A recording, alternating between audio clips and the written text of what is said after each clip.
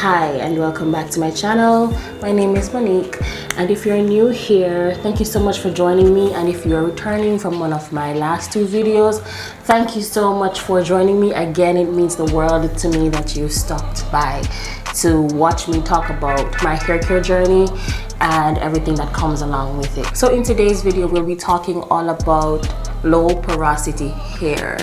I know that this is a very difficult topic to understand sometimes, because sometimes we really don't understand what porosity is and how it affects our hair care regimen.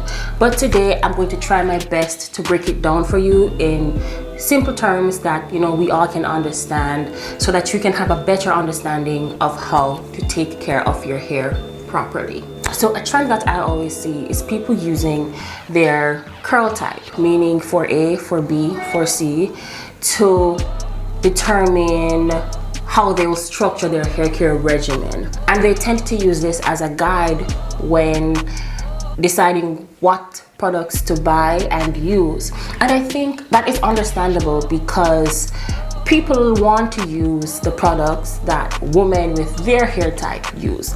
And so, if a woman sees a woman with hair that looks like hers, that is long and beautiful and that looks healthy, it is natural for her to want to know what products she uses, because it's natural for her to think that if I use those products and we have the same hair type, then I'll get those same results. That is fine, and I think that comes from the whole YouTube culture where people emulate and want to follow the hair regimen of YouTubers, because for a long time there was such low representation of black women with 4B and 4C hair, specifically online, that women wanted to try everything that those YouTubers used. However, hair porosity is a far more accurate reference point when structuring your natural hair regimen. And that is because no two heads of hair are the same. And so while your curl pattern may look like somebody else's, hair porosity is more accurate. And I promise you that once you make that change, you will never look back. So simply put, hair porosity is your hair's ability to absorb and retain moisture. So there are three types of hair porosity. There's high porosity, medium or normal porosity, and low porosity. However, this video will be focusing on low porosity hair, because most black women with natural hair who complain about dryness and lack of moisture retention tend to have low porosity hair. We're going to talk all about what low porosity hair is, how to figure out whether or not that is your porosity type, and how to effectively treat and manage your low porosity hair, including techniques. So what is low porosity hair? So low porosity hair means that your hair strands have tightly bound cuticles that lay flat and really tight and close together, that prevent your hair from absorbing moisture. And so it tends to repel water, because if the moisture can't go in, then the strand is going to repel the moisture. Some characteristics of low porosity hair is, your curls taking a very long time to dry, or conversely, your hair taking a very long time to be saturated with water. Another indicator of low porosity hair is extreme product buildup. So that means that when you apply products, especially heavy creams and that sort of thing, instead of being absorbed into your hair, it just sits on top of it. However, the classic test to determine whether or not your hair is low porosity is what people call the strand test. This is where you take a glass or a cup of water and you put a shed hair in. If after a while the strand keeps floating on top of the water, it means that you have low porosity hair, because your hair is not absorbing any of the water that is in the cup or the glass. But if your hair sinks to the bottom of the container or the glass or the cup, whatever you're using, then it means that your hair has high porosity, which means that it is absorbing everything in the cup or the glass that you're using, and so it's gonna sink. But if when you put the strand in the glass, it sinks a little bit, but it doesn't sink all the way to the bottom of the cup or the glass, then it means that you have medium or normal porosity hair. If you are one of those people whose shed hair floats on top of the water after an extended period, it means that you have low porosity hair. So keep on watching. So as I said before, low porosity hair has very compact and tightly bound cuticles, and so it's going to be very difficult to inject moisture into the hair. It's very important for you to learn how to open up your cuticles so that moisture can penetrate the hair shaft, and how to keep the cuticle sealed so that the moisture stays in it. So I have 5 tips that I want to share with you today that I have incorporated into my hair regimen to effectively manage and moisturize my low porosity hair. Tip number 1 is do not forget to shampoo. So because low porosity hair is usually prone to product buildup, because products sit on your hair instead of being absorbed into it, properly cleansing your hair is super important. You cannot just rely on a co-wash or a cleansing conditioner to cleanse your hair.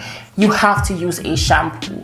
No, it doesn't have to be a harsh shampoo with sulfates, but you can use a sulfate-free shampoo. It's important that you use a shampoo to properly remove product buildup, because if the product buildup remains on your hair, there is no way that moisture can penetrate the hair shaft. If you do not take the time to properly cleanse your hair with a shampoo, you are going to find that your hair will start to accumulate a lot of product buildup, and that will make it even more difficult for any moisture to penetrate the strands, because all of that product buildup is going to act as a blockage or a barrier to any moisture trying to penetrate it.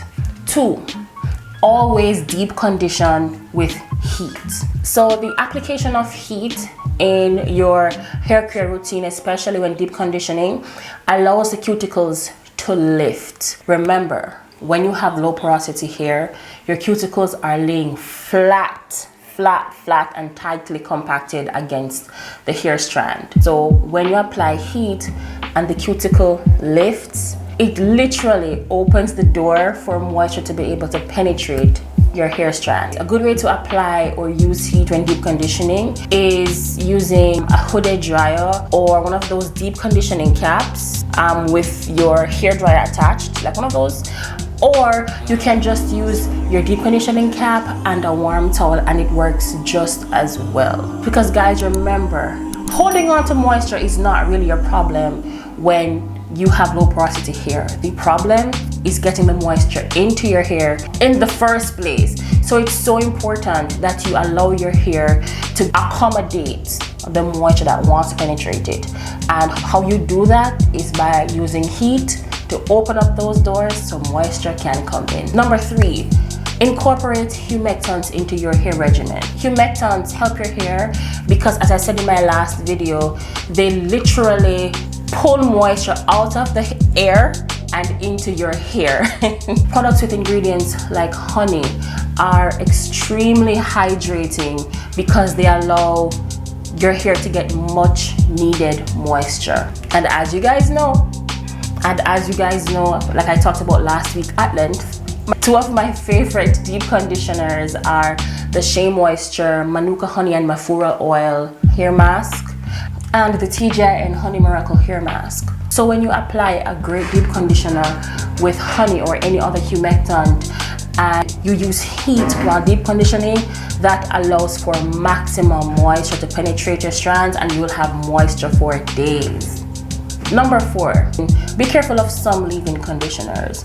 So traditionally, leave-in conditioners are formulated with proteins to help to strengthen your hair, which is great. They have their place in your regimen, and I love leave-in conditioners because I found the ones that work for me.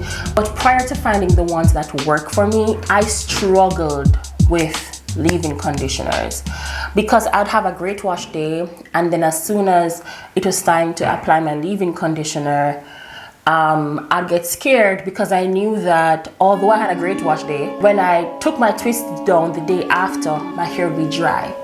And what I found out is that because some leave-in conditioners are formulated with protein, which is good on the one hand, it was almost as if my hair was suffering from protein overload, because after having a great wash day the day before, once I took my twists down, my hair would be stiff and dry and brittle like I hadn't washed it in months. If you are having difficulty with your leave-in conditioners right now and you are low porosity, I would highly suggest swapping out your current leave-in conditioner for a light moisturizer or hair milk until you can experiment and figure out which leave-in conditioners work for you. So my fifth and last tip is stay away from heavy oils and butters. Remember that earlier we talked about how low porosity hair hates product buildup and how detrimental it is to the moisture absorption process. Thick butters and oils are most times way too heavy for low porosity hair. And I know that in the Black community, culturally, we have used oils and butters since time immemorial. And so sometimes it may feel like there's something wrong with your hair if your hair doesn't tolerate oils and butters like everybody else's hair. But that is not the case. Every head of hair is different. Thick and heavy products like castor oil and shea butter and those heavy curling creams that we love to use can accumulate very quickly, and that can cause product buildup, especially if you do multiple applications between your wash days. And especially if you do not use a proper shampoo to cleanse when you do have your wash day. You can use an oil to seal in all of that moisture that you've just incorporated into your hair after you've deep conditioned with heat using a mask or deep conditioner that has humectants, and you've cleansed your hair properly. But the oil has to be a light one, like jojoba oil or sweet almond oil or even olive oil. But try to stay away from thick oils and butters. So guys, those are the 5 tips that I have been using in my hair regimen for the past few years to assist me in moist. So guys, that's it. Those are the 5 tips that I have been using for the past couple of years to assist me in properly moisturizing and managing my low porosity hair. Because I went from having to re-moisturize my hair multiple times per week because my hair always felt so dry, to moisturizing on wash day and leaving my hair alone until the next week. So guys, I hope you enjoyed these 5 tips and I hope you learned some more about your low porosity hair. Thank you so much for watching, and of course, please like this video and subscribe to my channel if you want to hear some more about natural hair care and follow me along my natural hair journey. And of course, share this video with a friend, and of course, comment down below and share the tips that you have been using to deal with your low porosity hair. Thank you so much for watching. Until next time, bye.